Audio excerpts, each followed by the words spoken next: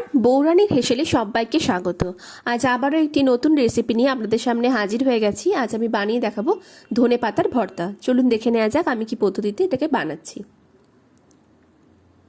দেখুন, প্রথমে এখানে আমি শুকনো খোলার মধ্যে দিয়ে দিচ্ছি 4টে কাঁচা লঙ্কা আর বেশ কিছুটা রসুনের কোয়া, প্রায় 9 থেকে 12টা রসুনের কোয়া দিয়ে দিচ্ছি, আর দিয়ে দিচ্ছি 1 চামচ মতন কালো জিরে।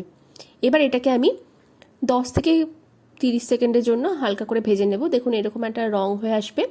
এই সময় এটাকে আমি ঠান্ডা করে একটা মিক্সি জারের মধ্যে দিয়ে দিচ্ছি। একই সাথে দিয়ে দিচ্ছি বেশ কিছুটা পরিমাণে ধনে পাতা আর দিয়ে দিচ্ছি স্বাদ মতন লবণ। এবার এই সব কিছুকে নিয়ে আমি একটা ভালো পেস্ট করে নেব। পেস্টটা হতে থাকা ততক্ষণে এখানে আমি কড়াইয়ে দিয়ে দিলাম সর্ষের তেল, 2 চামচ সর্ষের তেল দিয়ে দিয়েছি। এবার যে আমি পেস্ট বানিয়ে রেখেছিলাম ধনে পাতা দিয়ে, সেটাকে এখানে অ্যাড করে দিলাম। আর এটাকে লো হিটে আমি কিছুক্ষণের জন্য ভালো করে কষিয়ে নেব, যাতে ধনেপাতার যে কাঁচা গন্ধ সেটা চলে যায়।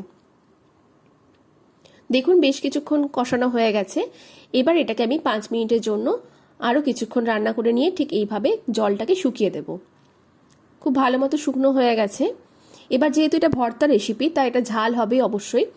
সেই জন্য এখানে আমি একটা শুকনো লঙ্কাকে আগে থেকে পুড়িয়ে নিয়েছিলাম, সেটাকে এখানে গুঁড়ো করে দিয়ে দিলাম।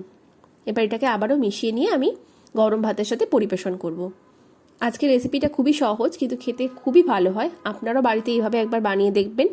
আর আজকের রেসিপি কেমন লাগলো অবশ্যই আমাকে জানাবেন। লাইক, শেয়ার, সাবস্ক্রাইব করে আমার পাশে থাকবেন। ধন্যবাদ।